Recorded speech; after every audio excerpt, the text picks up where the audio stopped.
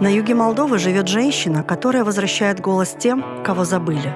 Светлана Капанжи – исследователь, общественный деятель, душа Центра «Диалог». Ее работа – мост между прошлым и будущим гагаузского народа. Это история памяти, любви и силы.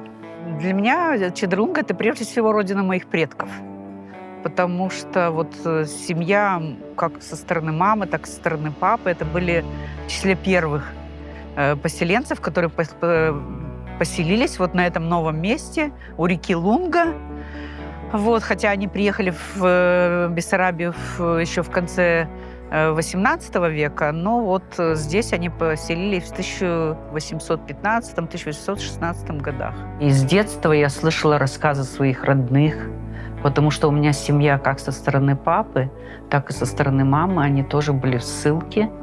И я знала об этом, что с ними происходило, и другие истории, как они жили раньше, в другие времена. В этой школе, она называлась Чедырунская средняя школа номер 1, сейчас это лицей имени Машкова. Я училась в общей сложности 7 лет.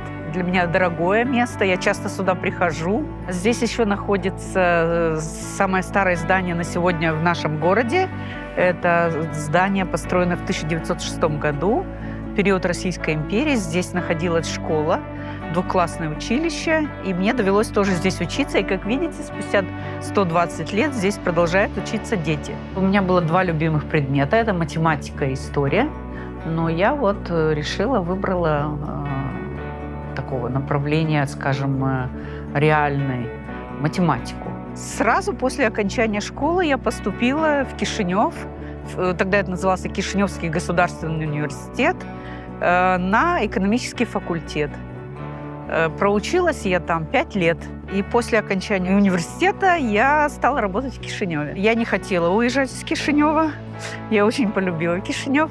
Но разные обстоятельства, в том числе и семейные, и я согласилась на предложение своих родных, родителей приехать, вернуться. Не жалею, потому что мне здесь хорошо. Я считаю, что я достигла успехов и здесь тоже, у себя на родине. Я родилась в этом городе.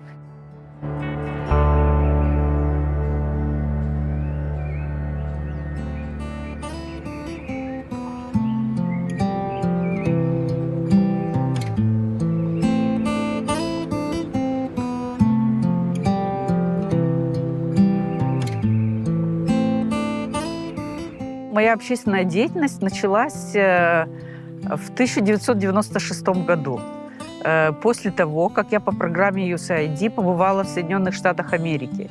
Там мы впервые узнали о том, что есть такие общественные организации, для чего они создаются. И когда мы вернулись в Молдову, мы задумались над тем, чтобы создать и такие организации у нас. Почему? Я тогда работала в Центре занятости населения. И государственные структуры, они не справлялись со всеми задачами. Мы хотели помочь как-то расширить эту деятельность. И тогда мы создали вот такой центр, информационно-консультационный центр «Диалог». Проводили, мы тоже имели проекты и от посольства США, и от USAID, и от фонда Евразия. Мы проводили обучение с безработными. Постепенно наша сфера деятельности расширилась. Мы стали участвовать и в других проектах, и вот мы стали работать наряду с 33 районами Молдовы, каждый в своем регионе, выполняли, предоставляли разные консультации на, конечно, технологические вопросы, сельское хозяйство, экономические вопросы, юридические вопросы и ряд других. Вот с чем обращались жители сел, в каждом селе мы имели консультанта. Так как я ездила по разным селам, и не только у нас в Гагаузии, и по Молдове тоже, я заинтересовалась, я вообще с детства люблю историю, заинтересовалась нашей историей. И вот уже даже этот проект начался в 2014 году, я задумалась над такой темой, что стало с теми людьми, которые участвовали в Первой мировой войне из нашего региона. Кто они такие, сколько их человек было. И стала постепенно собирать информацию. В конце концов, это уже вылилось в такую идею написать книгу.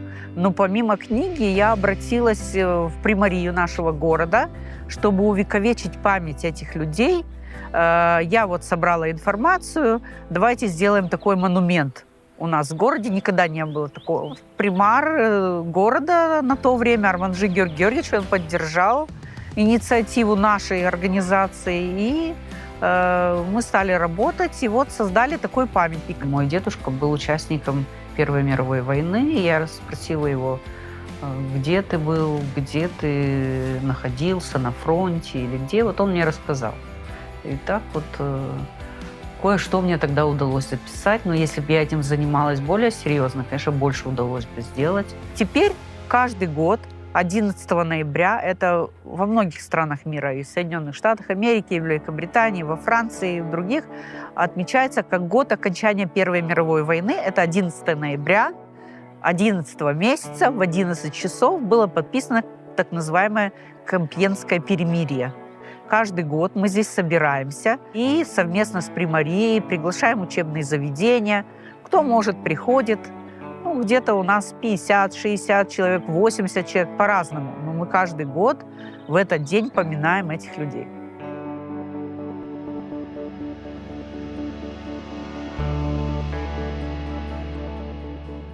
В 2014 году мы нашли 60 имен. Я их нашла в метрических книгах, потому что в румынский период те, которые погибли или пропали без вести, через 7, 8, 10 лет священники писали, что он пропал без вести. Это давало право его супруге и детям на пособие. Они получали пособие за это. Там, где нету даты, это имена из рассказов родственников. Приходили люди ко мне и говорили, что вот наш предок, вот он был участником, мы его не могли найти, но мы записали, потому что есть свидетельства родственников. Когда этот памятник переустанавливали, было еще место, и я предложила еще включить, потому что нашла еще 15 имен. И вот добавили здесь эти 14, и вот один здесь. Получилось всего 75 имен на сегодня. Это погибшие, это не участники, это погибшие уроженцы, которые отсюда были призваны, с Чидерлунги, погибли в годы Первой мировой войны. Если обратите внимание, фамилии – это все гагаузы. Европейские проекты, в которых я участвовала, кстати, у нас были вот по линии нашей организации проект АКСА, мы ездили за границу, мы были в Польше, в Чехии. Они нас научили, как нужно работать с проектами, как проводить менеджмент этих проектов, какие цели перед собой ставить, задачи, как их реализовывать.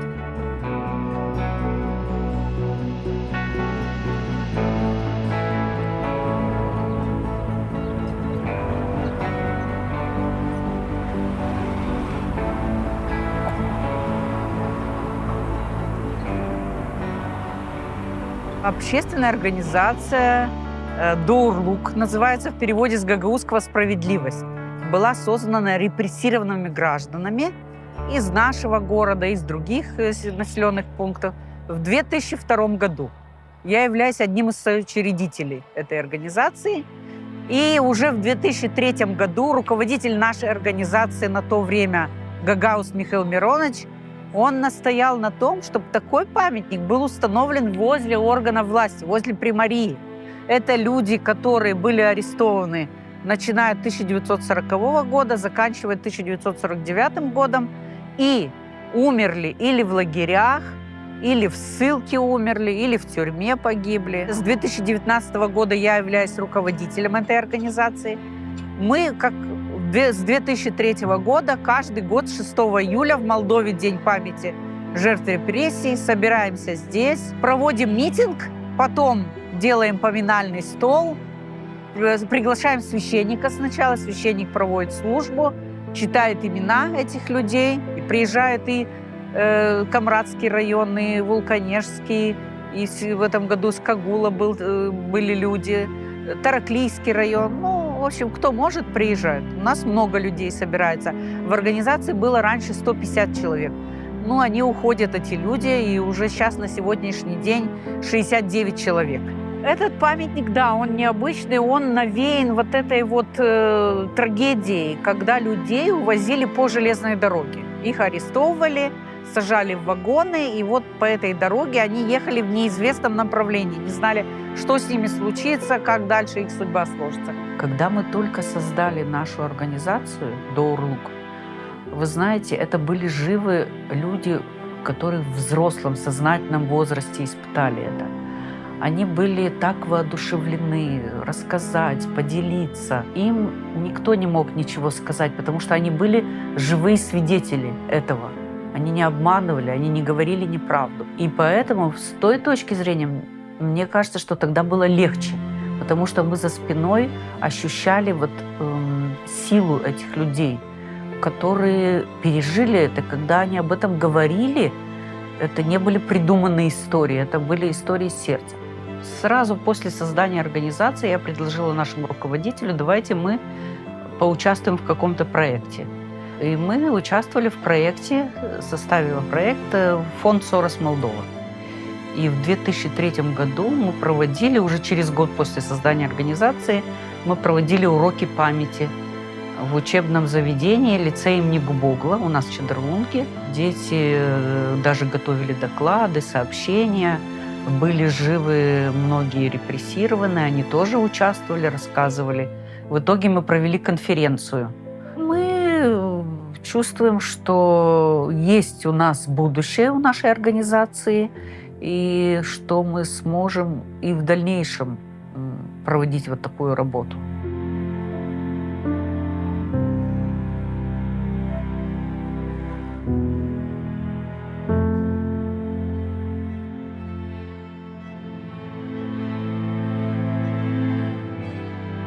Это фотография моей семьи Капанжи. У меня фамилия Капанжи. Это семья моего отца и семья моей мамы. Значит, мама моя, у нее отец болгарин из села Валипержа, Михов Федор Александрович. Вот его отец погиб в Первую мировую войну. В принципе, одна из причин, почему я занялась этой темой. Не знали, что с ним случилось, пропал без вести. Я считаю уже, как и родители, как педагог, что детей можно воспитывать только примером. И нужно, чтобы было взаимопонимание. Могу сказать только одно про своих детей. Я горжусь своими детьми, горжусь их успехами. У меня сын и дочь, они очень хорошо учились в школе. Вот дочь моя она заинтересовалась историей, она даже выиграла Олимпиаду в Молдове, 2-е место заняла по истории. Сын, он больше в технические науки, в реальный профиль. Главное, что они выбрали каждый свою дорогу самостоятельно, я не влияла на их решение. Но для меня ценно то, что они придерживаются моих взглядов. У нас нет расхождений в целом, если оценивать нашу жизнь, ситуацию, у нас с ними близкие взгляды. Для дочери мамино дело не только история, но и путь. Их выбор – быть рядом, продолжать честно и с любовью. Моя мама умная. И это большое благословение для нас всех, потому что тот мир, который создала мама, и тот мир, в котором она живет, в котором наша семья пребывала и пребывает, он сформирован во многом благодаря тому, какая мама личность. Она происходит из старого рода, здесь в Чедерлунге Капанжи. Про них говорили, что они умирают на работе. Мама невероятно трудоспособная. То есть мне до нее очень далеко в этом плане. Она пока не сделает что-то, пока у нее в таблицах все депортированные не сойдутся, она со стола не встанет. В нашем доме всегда были книги. То есть это то, что я знаю. У нас были книги на разных языках, у нас были книги о разных эпохах. То есть я выросла, глядя на альбомы с картинами французских мастеров, с картинами итальянского возрождения. И для меня это было нормой. Как будто мир, в котором я жила, он был расширен благодаря той библиотеке, которую создала мама. Поэтому любовь к книгам у меня от мамы. От мамы у меня собранность, когда нужно что-то сделать. И любовь к одежде. Да, мама, она всегда старалась и хотела выглядеть стильно. Про нее никогда нельзя было сказать, что вот она выходит на работу, она выходит как... ну, мы же живем здесь, это город, но это провинция, да. Мама никогда не выглядела провинциально. Я всегда ею гордилась. Я горжусь ею и сейчас, когда она в 65 лет, слава богу, не выращивает помидоры, хотя в этом нет ничего плохого, да, но она пишет свою докторскую диссертацию. Так случилось в моей жизни, что закончился один этап, закончился, будем так говорить, один проект, и я была свободна. И тогда я решила, хотя у меня было до этого пару попыток, поступить в Камрадский государственный университет на специальность преподавания истории. И вот это был ковид, это было онлайн-обучение, но требования были к нам серьезные, настоящие. Училась я там 2 года в магистратуре Камрадского университета, защитила дипломную работу, магистерскую работу. И еще, когда я училась в университете, предложили работать в школе. Я согласилась, и уже 3 года я работаю в учебных заведениях. Преподаю историю, гражданское воспитание, история, культура, традиции гагаузского народа. Моя деятельность, я думаю, что оказывает какое-то влияние на молодое поколение, потому что вот на своих уроках, которые я провожу в школе, я всегда им рассказываю о том, что происходило в нашей местности, в нашей стране вот в данный исторический период. Даю им задание, чтобы они нашли какую-то информацию по этой теме своего села, из своей семьи. И параллельно я уже 2-й год обучаюсь в докторантуре Молдавского государственного университета по специальности гуманитарные науки, история, философия. Тема моей работы – это политические репрессии 1940-1941 года в гагаузских населенных пунктах. Вот это главное. На данный момент это главная моя работа. Мои усилия сейчас сосредоточены на том, чтобы успешно защитить докторскую работу.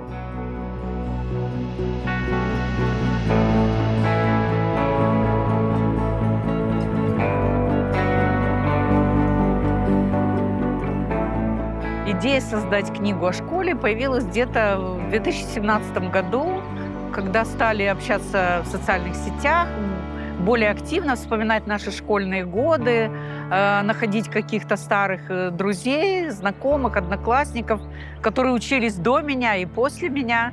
И в нашей школе каждый год проводится вечер встречи с выпускниками. И поэтому вот было решено вот эти все рассказы, чтобы они вот как где-то были воплощены. Должна быть преемственность, я считаю, чтобы молодое поколение знало, кто учился в этой школе, чем они прославились, какие у них были достижения, чтобы они были примерами для последующих поколений. Этот проект у меня уже в стадии окончания, потому что это была тема моей магистерской работы в Камрадском университете. Много очень собрано материалов, фотографий, документов. Я надеюсь, что в ближайшее время эта книга увидит свет. Кстати, по совету дочери я в 2020 году открыла блог свой, называется «Буджак. Судьбы, истории, люди». У меня там больше 40 публикаций, но немножко в последнее время я приостановила эту деятельность, но буду работать.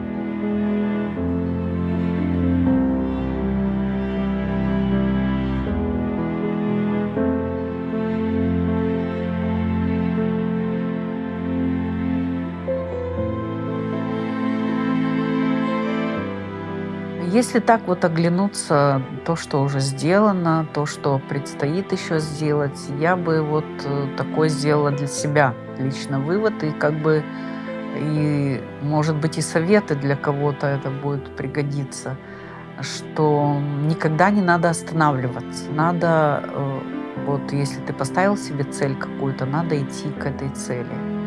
А потом то, что в жизни все очень меняется. То, что мы себе представляем в начале жизненного нашего пути, мы много можем встретить возможностей для себя в разных сферах деятельности, Не нужно бояться, нужно пробовать новое, потому что это может вас показать каком-то, раскрыть ваши способности, о которых вы даже не догадывались.